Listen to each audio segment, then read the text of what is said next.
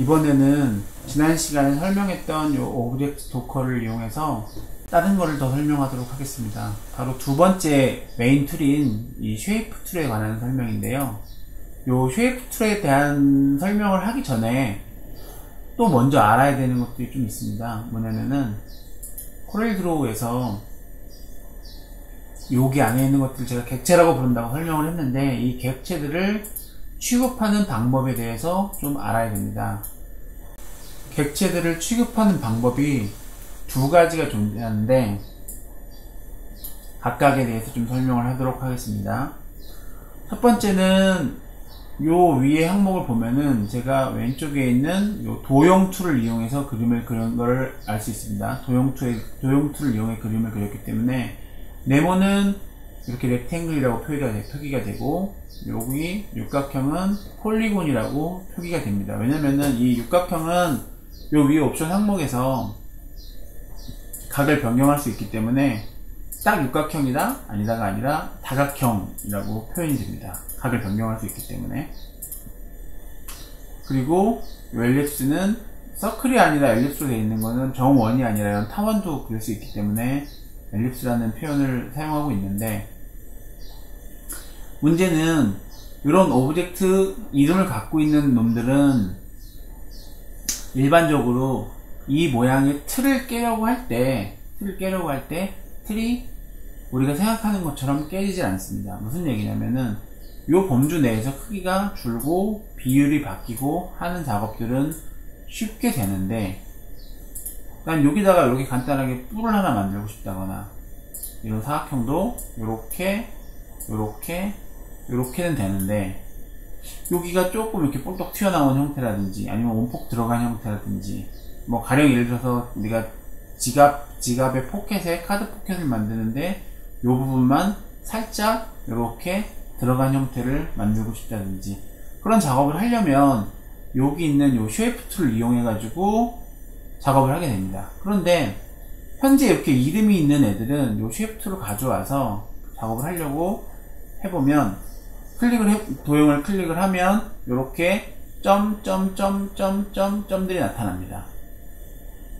이 쉐이프들을 가지고 이 점들을 만져서 도형을 만드는 건데, 이거는 조금 뭐랄까 움직임이 내가 생각하는 거랑 좀 다른데, 난 요 하나만 움직이고 싶은데 왜 같이 움직이지? 좀 이상한데? 뭐지? 별이 만들어지네? 이거 재밌긴 한데 내가 원하는 건 아닌데, 나는 한 군데만 삐져나오게 하고 싶었는데, 원도 난 여기만 좀 들어가고 싶어 그랬는데, 뭐지? 왜 갑자기 이렇게 피자가 만들어지지? 이런 당황스러운 결과를 나타나게 됩니다.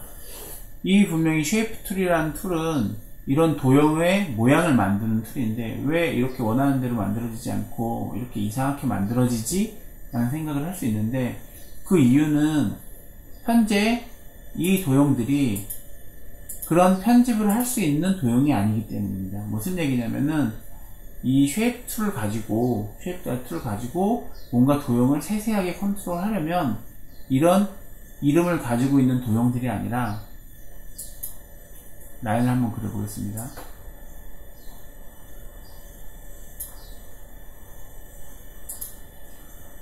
제가 지금 라인을 하나 그렸는데, 이 라인은 이 오브젝트 도커에서 나타나기를 커브라는 이름으로 나타납니다. 커브.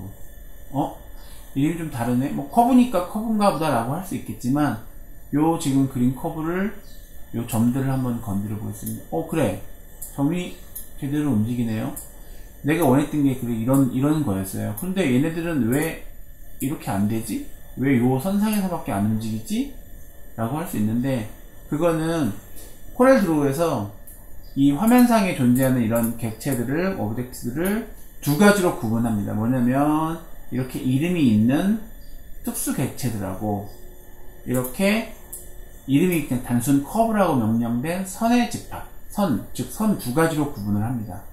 무슨 얘기냐면은, 이렇게 이름이 있는 엘립스, 폴리곤, 렉탱글, 이렇게 이름이 있는 애들은 그 이름을 갖고 있는 형태의 특수한 형태랑 기능을 갖고 있습니다. 즉, 이런 애는, 이 폴리곤은 각을 변경할 수 있는 특성을 갖고 있고, 그리고 이 원은 여러가지 모양이 변경될 수 있는 그런 특징들을 가지고 있는 상태입니다. 그렇기 때문에 얘네들은 요 갖고 있는 특성 범위 내에서만 변경이 되려고 하지 일부 한 구간을 망가뜨려서 그 형태를 변형하는 걸 허용하지 않습니다. 그러면 어떻게 해야 되냐면은 이렇게 이름이 있는 도형들을 마우스 오른쪽 버튼 클릭을 하고 마우스 오른쪽 버튼을 클릭을 하면 첫 번째 항목에 Convert to Curve라는 항목이 나오게 됩니다. 지금 이 녹색 폴리곤을 눌러 보겠습니다. Convert to Curve를 해보면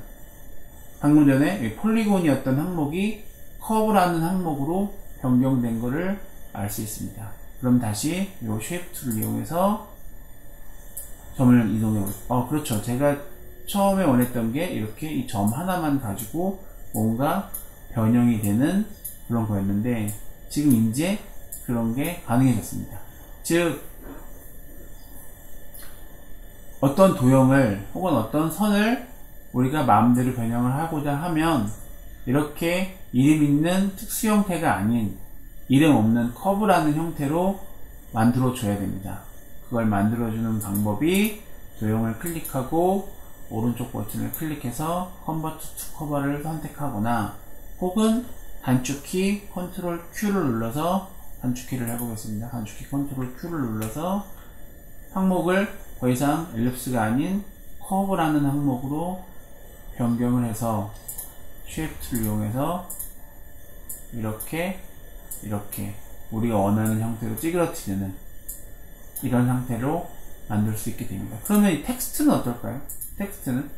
텍스트는 보면은 아리스틱 텍스트라고 나오죠. 이거를 좀 확대해 보면 실제로 얘도 얇은 선 같아 보이지만 테두리를 갖고 있는 모양이라는 걸 알 수 있습니다. 이거 역시 깨트리고 싶으면 이 모양의 형태를 변경하고 싶으면 Convert to Curve를 선택해줘서 형태를 아티스틱 텍스트가 아니라 커브로 만들어줘야 됩니다. 지금 변경을 했고 이것이 커브로 변경이 됐습니다. 이러면 Shape 툴을 이용해서 이 P자의 이 부분만 뽀글똑 튀어나오게 이런 변경이 가능하고 A자도 이렇게 변형이 가능하고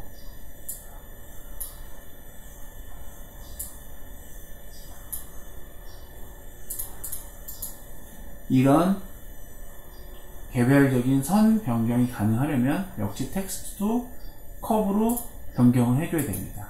그러면 이렇게 커브가 된 상태에서 원래 도형으로 돌아가고 싶다 생각할 수 있는데 한번 커브가 된 상태는 객체는 원래대로 돌아갈 수 없습니다. 원래대로 돌아가고 싶으면 Ctrl Z를 눌러서 언두를 실행을 해서 원래대로 돌아가야 됩니다. Ctrl Z를 계속 눌러서 원래대로 돌아가야 됩니다.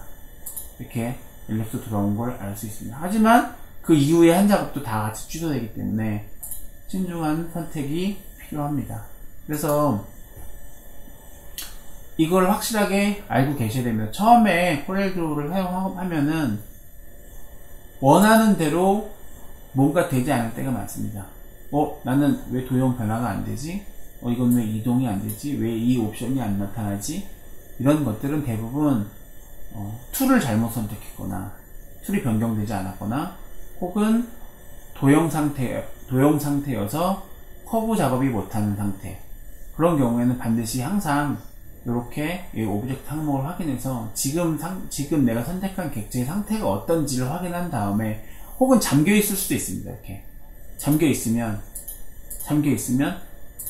왜 선택이 안 되지? 막 여기서 고민할 필요가 있는 게 아니라 이 항목이 어떤 상태를 가지고 있는지 옆에 있는 오브젝트 항목에서 반드시 확인해주는 그런 작업을 할 필요가 있습니다. 그래서 이게 확인이 돼야만 이제 이게 편집이 되는구나, 편집이 안 되는구나, 왜 편집이 안 되는구나, 이런 것들을 확인할 수 있습니다. 그래서 이 쉐이프 툴을 사용하기 전에 쉐이프 툴을 사용할 수 있는 상태로 만들어 두는 것이 가장 중요합니다.